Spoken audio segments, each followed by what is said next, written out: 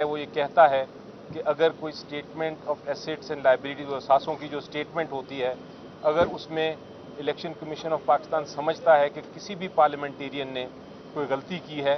तो फिर election commission of Pakistan एक कंप्लेंट फाइल कर सकता है, एक केस फाइल कर सकता है सेशन कोर्ट में। और सेशन कोर्ट में ट्रायल के बाद अगर फैसला ये होता है कि हाँ मिस डिक्लेरेशन हुई है, तो सिर्फ उस फैसले के बाद डिस्क्वालीफाई कर सकता है इलेक्शन कमीशन ऑफ पाकिस्तान 5 साल के लिए। लेकिन इस केस में इलेक्शन कमीशन ऑफ पाकिस्तान ने वो सारे कानून की खिलाफ वर्जी करते हुए कंप्लेंट तो कहा कि हम ठीक है कंप्लेंट करेंगे, सेशन कोर्ट में हम केस फाइल करेंगे, लेकिन उसके साथ उस केस से पहले ही ये भी कह दिया कि हमारी नज़र में ये डिस्क्वालिफिकेशन है। अब आर्टिकल 10A हमारे आइन का बड़ा क्लियर है, वो कहता है कि कोई भी डिस्क्वालिफिकेशन का फैसला अदालत कर सकती है और अदालत भी ट्रायल के बाद ही कर सकती है। वो अभी तक कोई ऐसा फैसला नहीं हुआ, तो इलेक्शन कमीशन ऑफ पाकिस्तान के पास ये कहाँ से ताकत आई। ये चीज़ें सारी नोट की हैं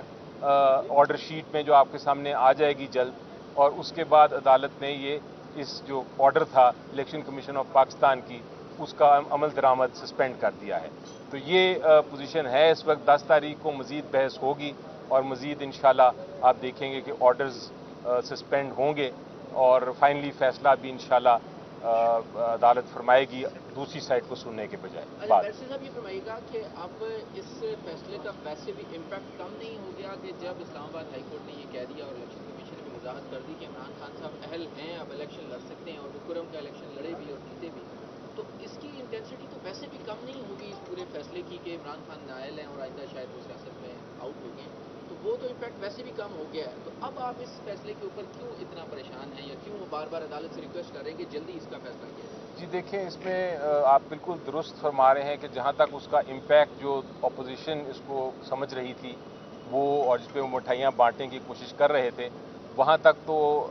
उसका इम्पैक्ट ख़त्म हो गया है इस फैसले का। लेकिन बहरहाल फिर भी एक स्टिग्मा है, एक फ़ैसला है जो गलत फ़ैसला है, बेबुनियाद फ़ैसला है, हक़ाइक़ के ख़िलाफ़ है, आइन के ख़िलाफ़ है। तो हमारा हक़ है कि हम उसको जल्द से जल्द उसको ख़त्म कराएं, उसको कलअदम करार कर दें, उसको ख़त्म किया जाए फ़ैसले को। तो उस चीज़ के लिए हम उस काविश में हैं, क्योंकि ये स्ट्रगल में ये जो हम कर रहे हैं प्रोटेस्ट्स और जो हम अपनी एक स्ट्रगल कर रहे हैं पीटीआई की, वो जब चेयरमैन साहब के ख़िलाफ़ इलेक्शन कमीशन का इस तरह का बेबुनियाद फ़ैसला रहे और सस्पेंड उसको ख़त्म ना किया जाए, तो वो भी एक एंटी उसका रहेगा इम्पैक्ट हमारे कैंपेन्स पे। उस चीज़ को ख़त्म करने के लिए अब हम काविश कर रहे हैं। इसके अलावा एक और भी बताऊं, ये इसका भी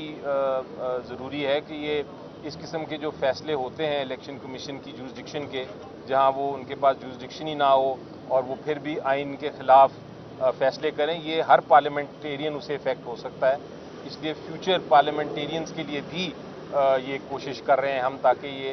इलेक्शन कमीशन ऑफ पाकिस्तान की इस तरह की इंटरफेरेंस ना हो कि वो जब मर्जी चाहें जिसको नाअहल करार दे दें।